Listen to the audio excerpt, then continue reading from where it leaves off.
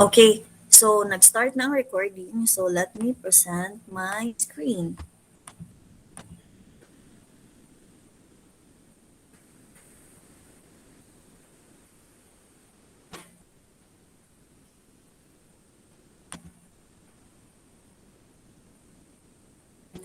Na mawawa anti nagkuon naman ko hotspot ro ko niya mawawa sinong kuwo. So okay, nakita ra ang kuan screen ako. Yes, Yes, ma'am. ma'am. Nakita na, ma'am. Okay, Nakita na. Yes, Oo, ma'am. ma'am. okay. Yes, ma'am. So nag-start naman ang second quarter. So for your second quarter, mauto ang ako ang sa inyo ha. You need to submit at least 3 research titles. So before you can proceed, so mo ni naklase ko ani para actually this is a refresher, nag-review na ta kay nana ni sa inyong first quarter. So okay. So after this lesson, you are expected to, so what you are going to, these are the objectives. So identify issues and ideas in respective track or strand. So what are the issues and ideas in your respective track if you're TVL or academic? Formulate a suitable research topic related to a track or strand. So, and write a research plan about the selected research topic. Okay, so in this picture, what can you say about this one? In the age of information, ignorance is a choice. So in this one, so you are bombarded with all the gadgets, with all the necessary resources. So naara gyud sa inyo ha, it is your choice if ganahan ba mo nga magpakabuta or because you're delayed na sa inyo hadaan ang information because naanatay daghang sources nga makita. So dili lang sa libro, do not confine with books alone, but nanasad tay internet. But not all information sa internet is correct, diba? So you need to identify sad what is true or what is false. So meaning dili ra gyud mabalaka about ani.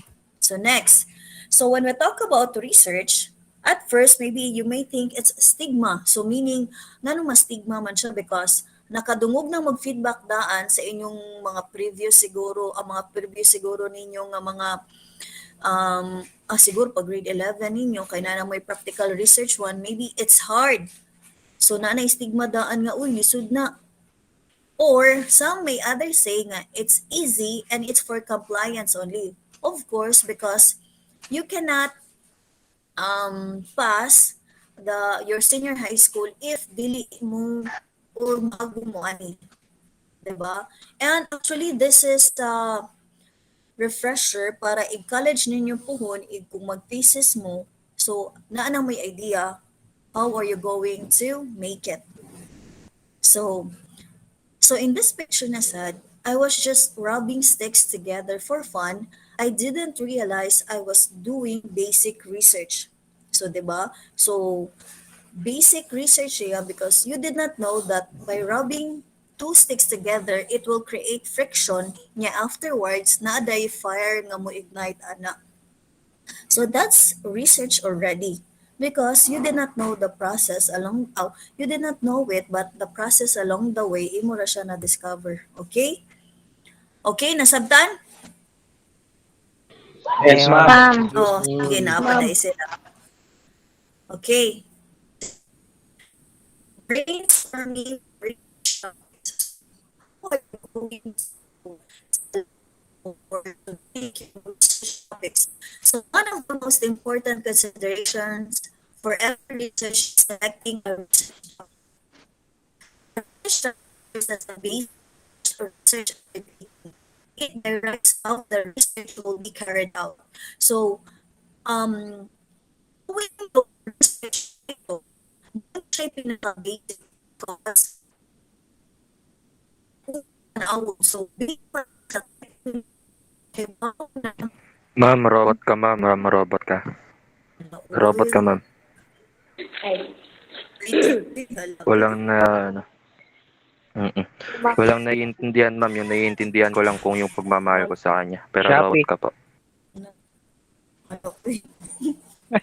M. M. Jesus. Sad boy ng Pinas. Sad boy ng Pinas. Napa di ay? But, Baka, uy. okay na to, okay na. So, Ma'am, Dari Tagalog diri day. ano yun, ma'am? Pala dito. nabili na siya Ma'am, robot. robot ka pa rin. Gaya ng pagmamahal niya sa akin pa, ano. Nakakalito. Damoy. Imayin nyo na, imayin Nanay nyo pang na. Maidi. Maidi na, Maidi. Imayin nyo na, imayin nyo na. Ano Nanay pang TikTok, nanay pang TikTok. No, no unnecessary. Please, so let's move on. Hindi tayo maklaro. Hindi maklaro. Nagro-robot ka minsan, ma'am. Ma'am, medyo choppy ka, Lag ma'am. kayo, ma'am, lag. Ah, Hinay signals dito, ma'am. Shopee. lobat na ba? Sila? Kana, ano na? Lag yapon ka ma'am. Kinog, ma'am. Putol, ma'am.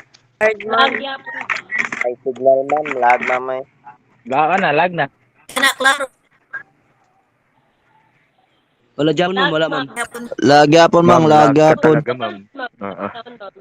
O sige, air kay magdap ko ang signal. Sige lang, ma'am. Walang problema yan, ma'am.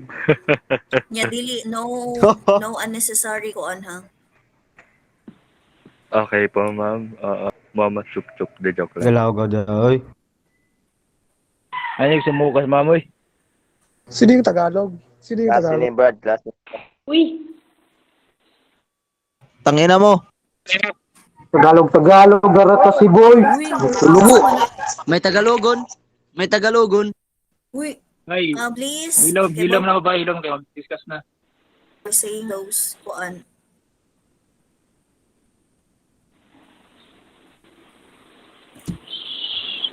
Hello, kana, klaro na siya? Klaro na, ma'am. Okay na ma'am. Klaro na, ma'am. Klaro na? Yes, ma'am.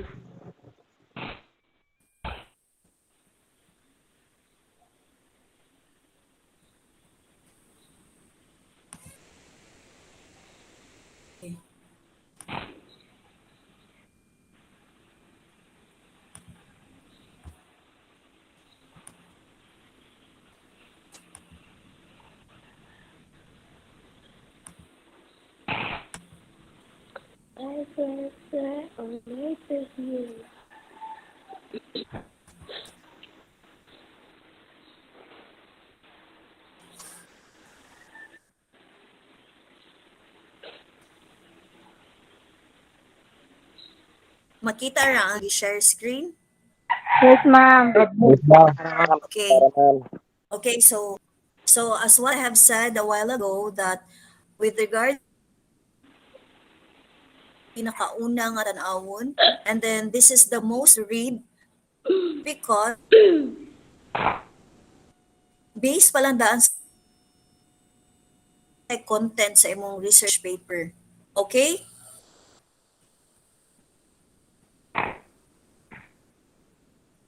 Pre. Naapa mo dira? Napa, ma'am. Ma'am. Okay. Napagama. Sige. So a good researcher must carefully choose a topic that is doable and significant to a certain discipline. What do you mean by doable? So when choosing your topic, it should be kaya rin nimo. It kuan na siya kanang you can achieve it. Dili kay you will think of a topic nga so broad nga maabda na lang ka sa time. So it should be doable and significant to a certain discipline or field. So with regards to your track or strand, so you focus on that. Selecting a research topic, a difficult task. Some do it through brainstorming or by observing their surroundings. So why did I group you so that you can brainstorm, you can ask ideas from your classmates So unsay mga topic nga inyong i-tackle with regards to your track or strand.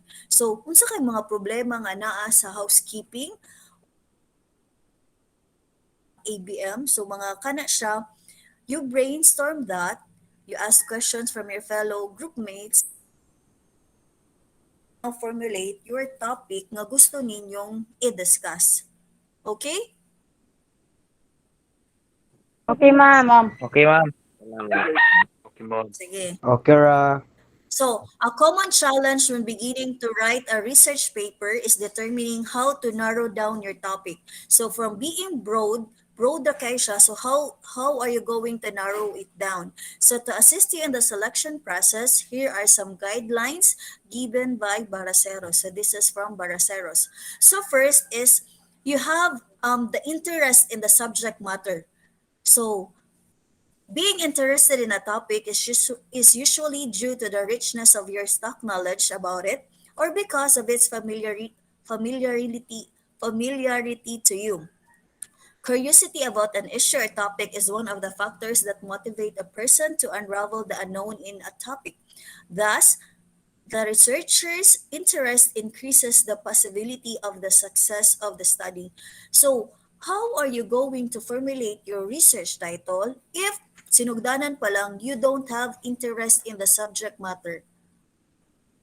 So, you cannot formulate any topic or research title with that kay una pa lang wala kay gana. So, if naa kay interest ana nga subject matter nagkasabot mo sa inyong kanang kagrupo, so as in mo easily flow down ra gyud ang ideas. So ang mga factors nga curious mo ana nga certain topic is dali ra kayo ninyo ma-unravel. So you need to have interest, so parehas rin na sa gugma. Kung wa kay crush niya, char lang, dili gud na siya mo, 'di ba? Di na siya mo blossom. So naagod kay interest ana saya. So maybe you find it there is something in that particular topic nga curious kay ka. So find that in your in your disposition. So first is you need to have an interest in the subject area. So second is the richness of available sources or supporting evidences. So once you have the interest already, next is you have the richness of available sources. So one of the things that you should do is to collect a lot of information on your topic of interest. This enables you to find evidences that would support your topic. You must ensure that your sources come from a wide variety of literature, such as books, journals, periodicals, online articles. Hence, going to the library and surfing the internet are some of the activities that you should do as a researcher. So once you have the interest in the topic, now you need to have the supporting sources or evidences para sa imuhang kanang topic. So you need to collect. So do not confine lang sa mga books. So since wala man tagod diri public library, so naatay mga online articles. So naatay si Mr. Google. But as what I have said, dili tanan information na ni Mr. Google is factual. So you need to identify also what is true and what is not. So nga naman, because there are chances man gyud nga naay, 'di ba, mga marites rasad na ang ibutang diha sa kuan sa kanang internet. So i-identify na nimo unsay tinuod or dili. Kay once if makuan nimo kay when we talk about research man gyud, it should be factual. Tinuod ra jud na siya ang ibutang nimo dinha. Kay if dili na siya manguha ra kag mga kanang false nga mga mga information or di gani mo copy ka og mga information from the internet which is false, so makasuhan ka ana, 'di ba? And then we also have ethics. Internet ethics. Sakto ba? Kana ganing naay angay di buhaton og dili buhaton. Actually naman siguro na sa inyong kuan kanang sa nga kuan subject empowerment technology. So you need to have a wide variety of literature. So Support your topic. You need to support. Afterwards is after having your interest in the topic and the available resources is already there, ang next na sad niya nga factor is timeliness and relevance of the topic. Your topic should be relevant and timely. A topic is relevant if it serves as an instrument in improving the society or if it answers or solves current issues, which are some of the reasons why research is conducted. Um, Timeliness and relevance of the topic. So for example, so since we are sa pandemic man ta karon nga time. So with that, what are the problems nga naagian sa inyong strand karon? So nagud siya timeliness because we are already in the pandemic. So for example, ang academic performance ba sa mga bata, an example ana kay an example of a topic is the academic performance of the students is the same as katong nag face to face or dili. So naa ba sila mas nahibaw-an karon nga nag self-study sila or mas maayo nga naa ang teacher nga para mo facilitate sa lesson. So naa siya timeliness because it is happening now. Naatay pandemic. So ma-relate nimo ang sa unang performance nimo ug karon nga performance. So that is already a topic. Okay? And it is also timeliness and relevance because how are you going to improve? So naaman kay how are you going to improve it? So if ever na ay chances nga kanang oy dili good kaya, so mo na siya. It is an instrument in improving the society or because it solves to answer current issues. And then afterwards, next is limitations of the subject. So aside from your interest, you must also consider the significance of the topic in your track and strand. So mao to na ay mga nangutana sa kuha if outside ba, for example, housekeeping sila niya. Ma'am, pwede ba outside sa track or strand? Nganong manghilabot man mo sa taga UMS or sa taga ABM kung ang inyong track or strand is housekeeping. So mas naay daghan problema inyong track or strand kaysa sa lain nga mga track or strand. You focus on that kay meaning yun makatabang mo sa inyong track or strand or sa mga future unya nga mga estudyante para ana. So at least ma-minimize unya or matagag solusyon ang mga problema. So you need to remember that research is conducted to contribute something valuable to a particular area or discipline. So with that, naa kay limitations kay dili man good as broad as it is, for example, ang housekeeping as broad as it is, so dili ka mo focus sa housekeeping. So mangita kag area, so for example, sa housekeeping, ang kanang kuan, so man na din ha, kanang ang inyo niya immersion. So how are you going to do it? So that particular area or topic ana sa housekeeping dili ka mo focus sa gudana. So naapay mga area ana kay para ang broad niya nga topic mo narrow down siya. So nagud siya limitation. So you need to focus on your track or strand so that in the long run makatabang ra mo sa sumusunod nga mo enroll ana nga particular strand. Okay? So next is personal resources. Of course, this is very important.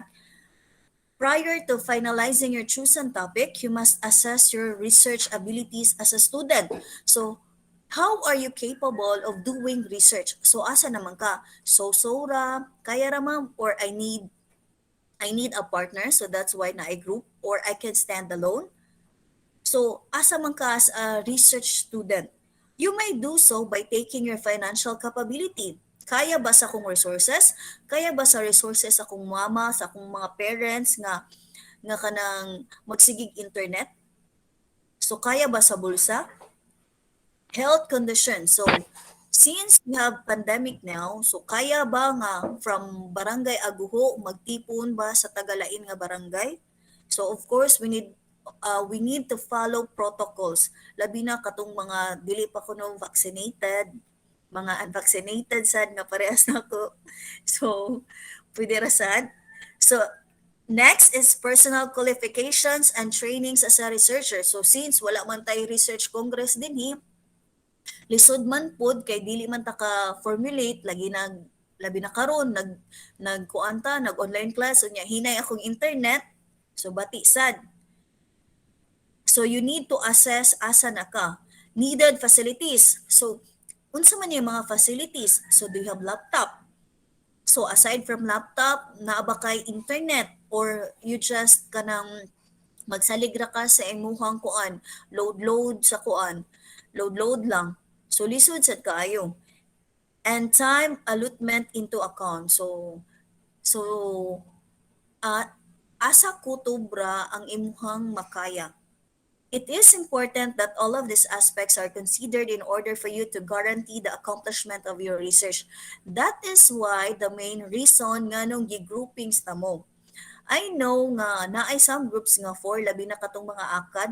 So ang akad, ang ABM gi-for good nako but nonetheless ang katong EIM and housekeeping 5 or 6 good sila in a group because I know I will take the consideration nga kanang ang financial capability and as well as ang mental capability. So academically lang yun, you need help. So that is why if ever mas daghan siguro sa grupo, mas kaya. If dili mo ana siguro no kung dili kaya sa usa ka grupo or usa ka member ang iyang mental or iyang academic nga kuan pwede siya in a way nga buy or die ako lang ani sa kanang ako lay type so in a way naka-help sad ka sa imuhang kanang kauban kay naa man ako nay daghan-daghan role so pwede ikaw tag-research, pwede ikaw mangita sa kanang RRL.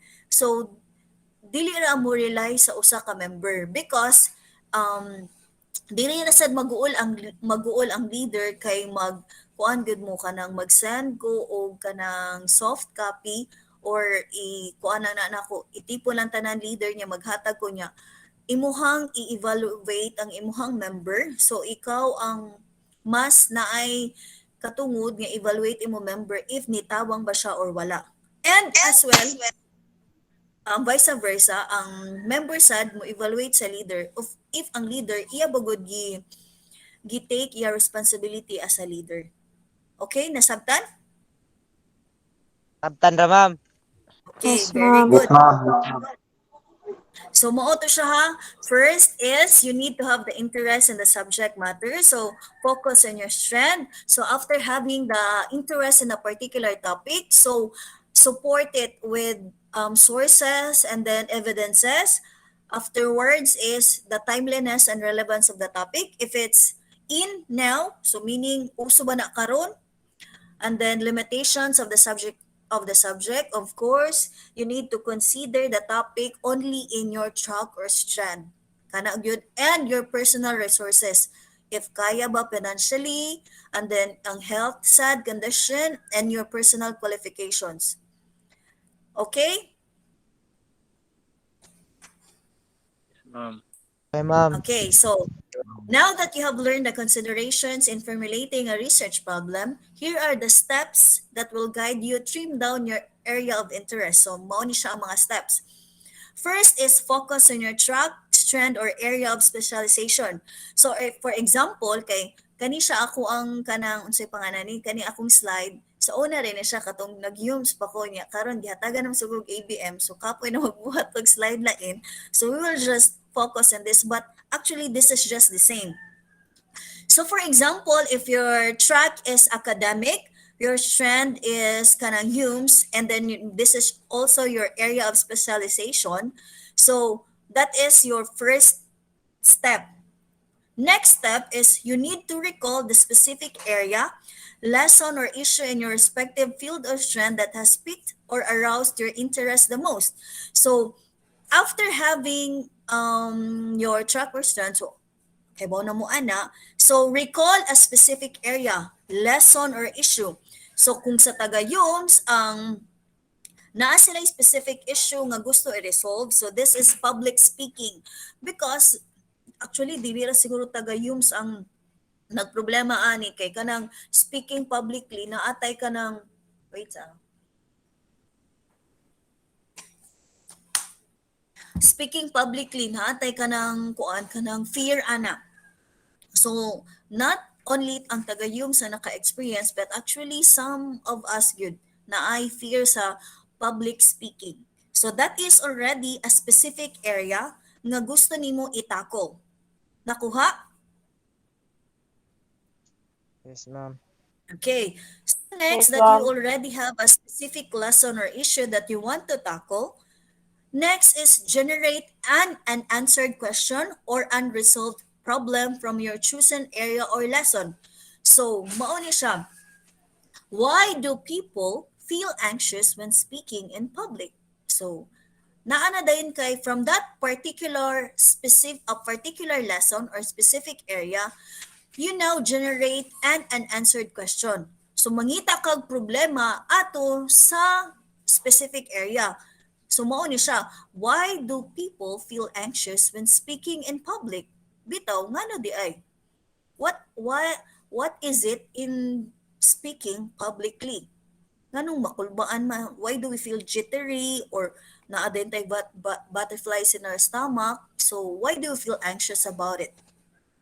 Now that you have generated an unanswered question, next step is you need to assess the question or problem based on the 5 guidelines stated above.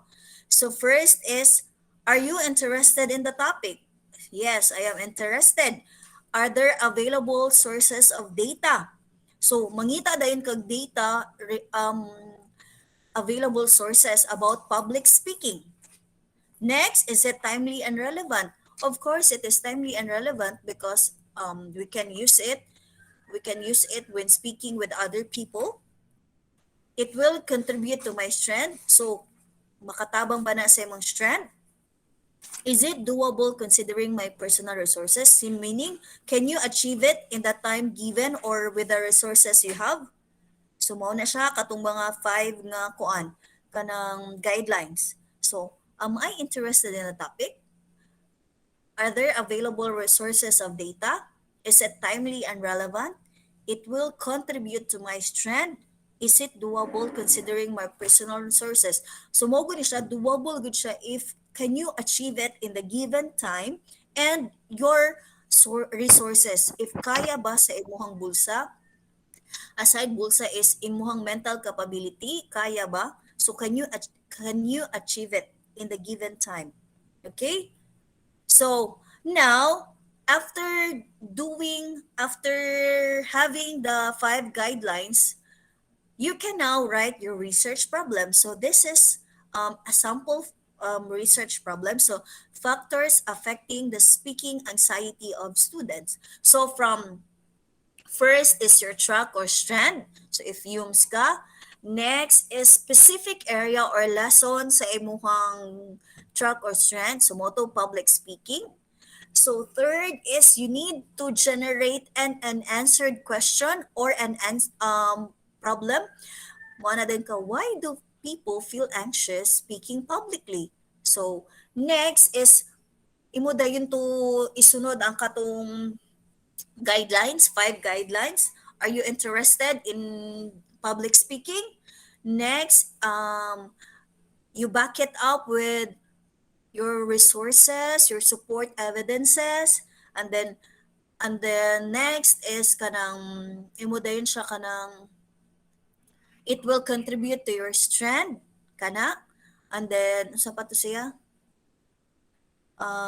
is it timely and relevant, and then you can achieve it in the given time. So mo dahil siya factors affecting the speaking anxiety of students. Sige, question. Wala ra? No, ma'am. Man. Nasabtan Para ba? taon. Yes, ma'am. Okay. So, meaning, Start. research is not hard. So, dili na siya lisod. If you just give your passion, your heart, if mo focus lang ka ana, actually it's easy and with the support of your classmates or your friends. And of course from me, if you have any questions, just feel free to PM me. But of course, dili lang sa kanang gabi na or Saturday and Sunday kay I will not entertain. Sige, next. When formulating an effective research title, take the following guidelines into consideration. So these are the guidelines in doing your research title. First, you indicate accurately the subject and scope of the study. So what would be the subject and scope of your study? The title must be limited to 10 to 15 substantive words. So meaning 10 to 15 ra. So conjunctions. So the use of conjunctions like and, but, because, or prepositions like in, on, at, and articles the, and on are not counted. So meaning ka kanang the factors affecting, so meaning the is not part, so you will not count it as substantive words. Katulad ng mga substantive words. So it is 10 to 15. Do not include analysis of, study of, an investigation of, and the like. Why man dili nato i-include ang analysis of, study of, and investigation of? Any idea? Na gusto mo ka? Nakasigutan, ma'am. Kinsa ni? Mo Ha? naman Dik. Can you identify? Sige. Pwede ra. You have now, you may feel free to talk. So why is it that we do not include the analysis of, study of, and investigation of? Nga na di ay.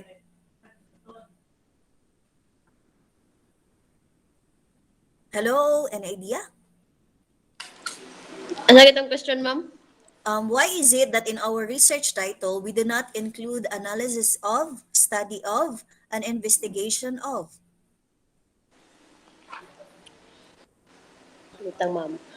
Kinsa ni? Kinsa na? Pwede ra, uy, any ideas solicited is, of course, always koan. Sakto. And then, mura na kang nag-public speaking, diba? You talk, so you overcome your fear of speaking publicly. Ano di ay?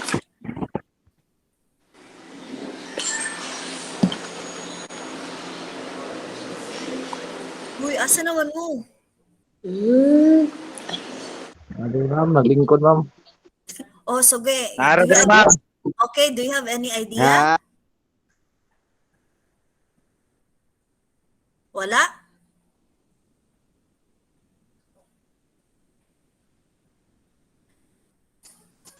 Okay, so ngano day dili nato include? Because if we include these words, this phrase, redundant na ang atong gibuhat, because what are we unsa day ang gibuhat, 'di ba? You are doing research. So research meaning you analyze, you study, and then you investigate a certain area of topic.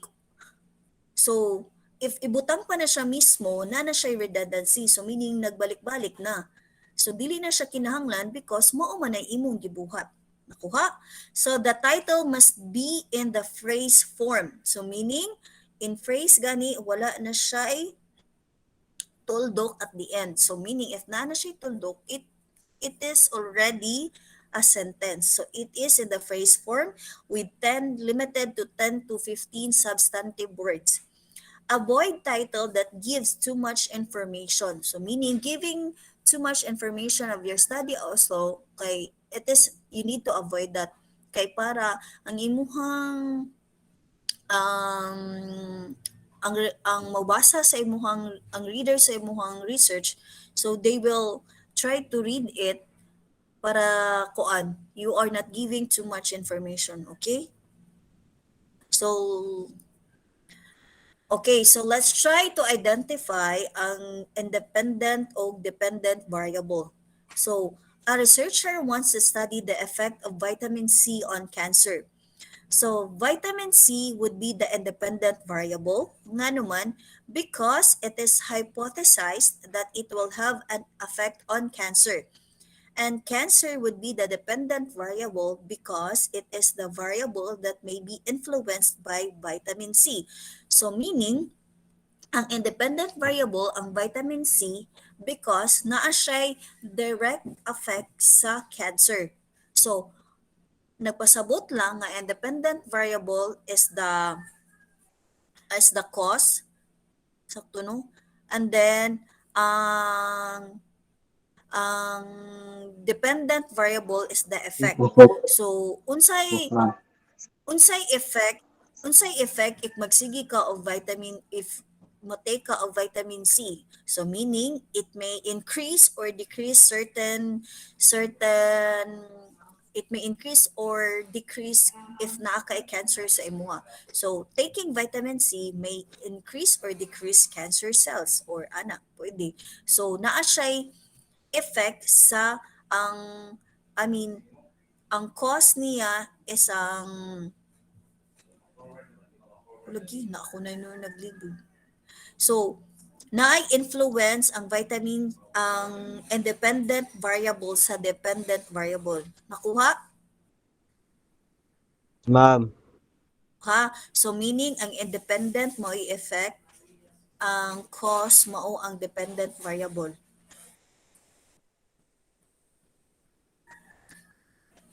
So, when we talk about independent variable, bali dito ko ganihan. So when we talk about the independent variable, so this is the cause, what you are studying. So this is the variable that is manipulated by the experimenter, the variable that I change. So in this case, ang vitamin C is ang cause. So this is the reason you are studying, and then you can manipulate it. Why? Kay naamang kay kuan nga um, gamay ray sigo imo ihatag nga dosage nga vitamin C. So you can manipulate the variable. So you can change it. While ang dependent variable is your result or the result of the experiment. So the effect. This is the variable that is measured by the experimenter. So it depends on the independent variable. So mo-rely ra ang dependent variable sa independent. So meaning makistand ra ang independent while ang dependent mo depend siya sa independent variable. Okay, so for example, does smoking marijuana affect driving performance? So in this case, ang independent variable kay smoking marijuana and dependent variable is the driving performance. Why? Naay effect if you smoke marijuana, and then maybe ang effect you will have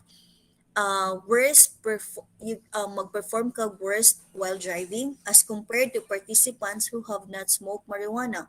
Maybe naa siya effect because if you smoke marijuana na siguro tendency nga mo high imuhang imuhang kanang disposition. So 'di ba namanay kuan ang mag-smoking marijuana, but anyways we did not do that, so what kaibaw. But according to the research, it will have an effect in the driving performance while compared to those who have not smoked. So mo na siya ang cause kay ang smoking marijuana, and then what happened to the driving performance. So for example, online selling. So, ang specific topic is influence of internet-based marketing activities on digital consumers' mind. So, what is the independent variable and the dependent variable in this case? Mga ABM ani ay. Kay last year ang immersion sa taga ABM kay online selling. Ambot lang ka karon nga year basin okay na nga magkuan mo muari mo sa school or sa mga partner sa eskwelahan nga pwede ma-immersionan. So in this case, what would be the independent variable and the dependent variable? So influence of internet-based marketing activities on digital consumers' mind. So any volunteer?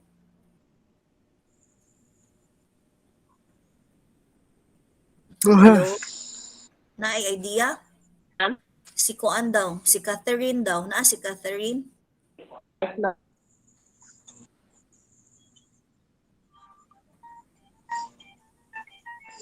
Idea about Si Catherine?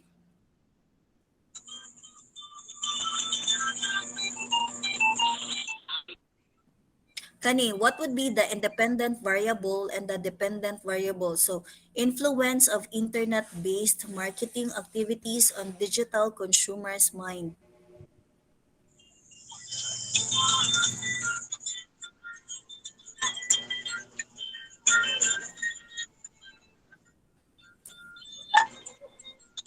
Sige, any idea? So when we talk about the independent variable, it is the cause. So mao'y hinungdan. And then, ang dependent variable is the effect.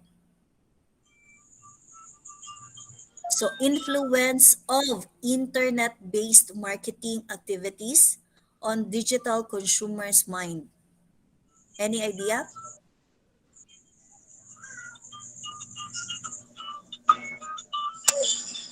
Hello?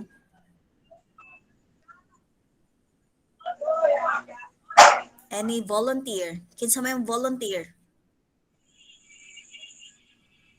Influence of internet-based marketing activities on digital consumers' mind. Hunahunaon nga independent variable is the cause, mao'y hinungdan. And then, what would be the effect on that cause? So in this case, kani ka ABM man ni. Nay taga ABM diri or wala na? Naa, ma'am. Oh, sige. Answer. Identify yourself. The question, Sige, kaya ma'am. ako hatagag. Pwede Identify matry, the ma'am. internet identify the independent variable and the dependent variable.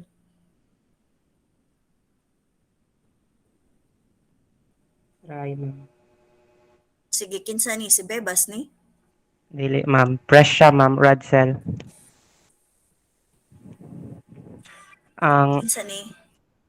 rad cell press siya, ma'am. Kinsa? Rad cell press siya from stem. Morgan kaga? Stem, ma'am. Unsa im Oh, STEM di ini. Oh, naday taga STEM. Ah, naday diri ang kang Ma'am Des. Ma'am. Sa naa, ma'am. Hello? Bal Ah. Sige. mo answer Sige na ko, ga, ma'am. identify the independent variable and the dependent variable.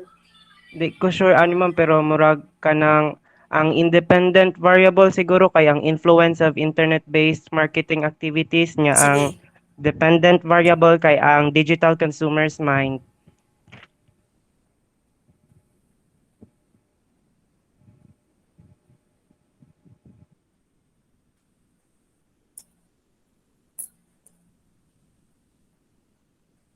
Ni-answer na ka? Oo, ma'am.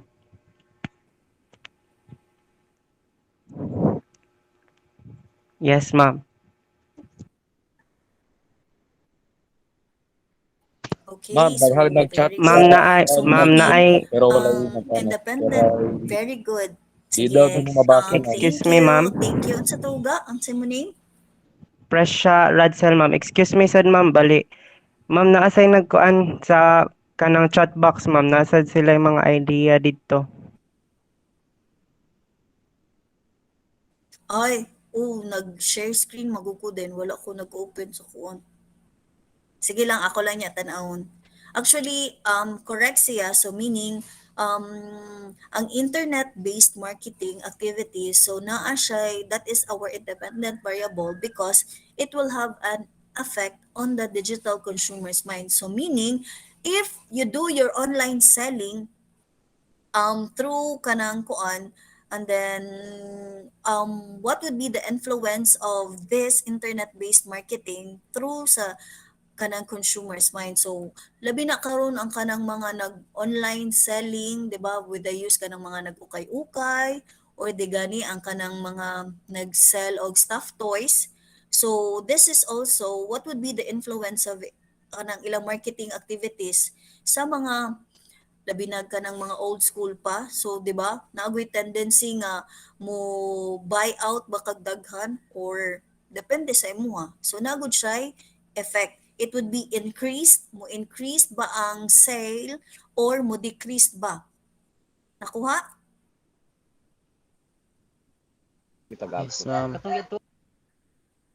Okay. So since you have already your kuan, 'di ba, naanamoy ka ng group, so these are the steps in specifying the research topic. and then another column would be your answer. So this is what you're going to do. So first is, what is your track and strand? So you have to answer that. What is the specific lesson or issue in your track and strand that has piqued your interest the most? Next is, what is the unanswered question or unresolved problem or issue involved in the lesson or issue? So if you are ABM, what particular lesson or issue in your track that you want to that interests you the most? So for example, kuan ba siguro finance. So kana, what is it with finance, or anything nga na-interest sa imuha about kanang kuan accountancy? Or if EIM ka, imo track is TVL and then strand kay EIM. So unsa may naa sa EIM? So mga electricity, electronics, then maintenance. So pwede ka, what specific lesson or issue? So imo then ibutang din ha kuan mga safety gear or safety precautions kana. So what is the unanswered question or unresolved problem? So you need from that specific area or lesson, you generate an unanswered question or unresolved problem. So is what? So afterwards, if you have already the 3 steps, assess the question or problem based on the 5 guidelines. Is it interesting, or does it interest you? Are there available data, resources, and evidences that will support the topic? So is it timely and relevant? So will it contribute to your track or strand?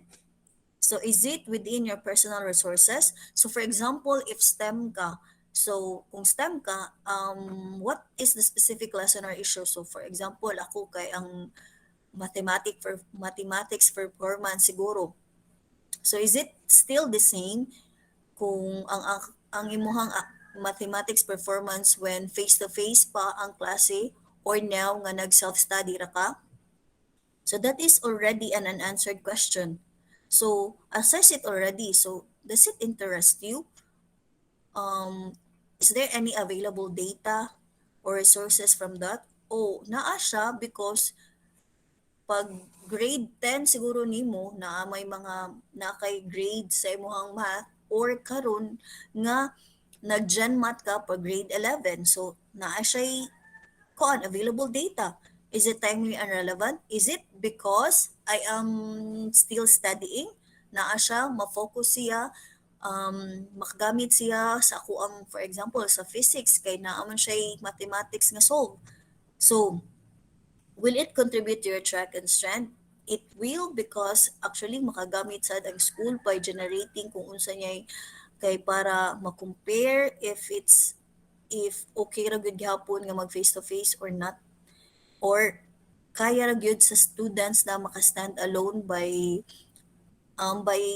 doing self-study.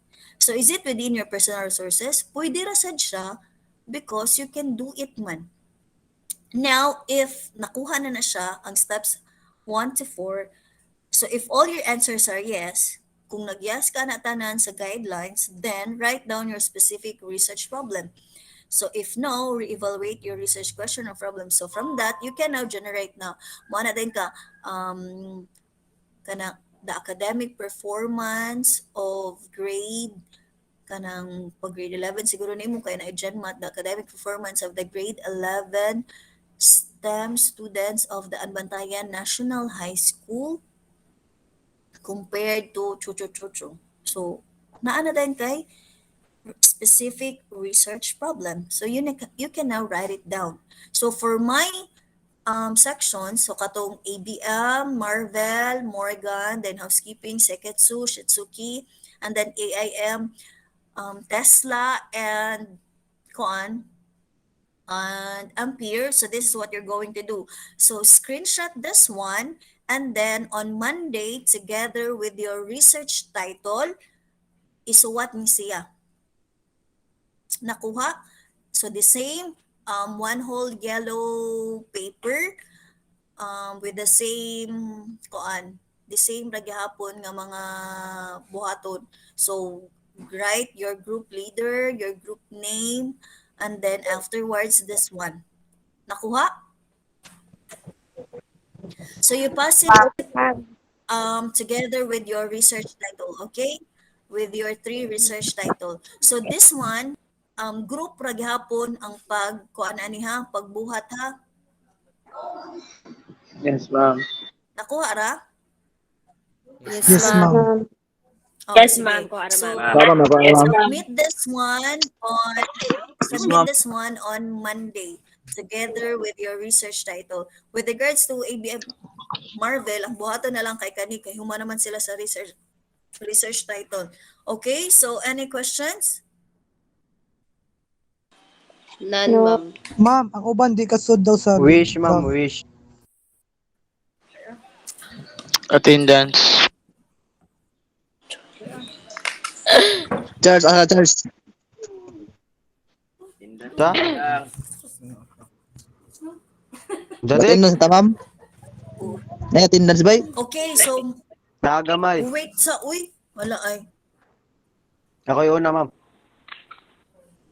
Okay, so Sure, any sir. questions? Naabay mga questions? Do you have any questions? Or nasabtan ra? Wala. None, ma'am, none.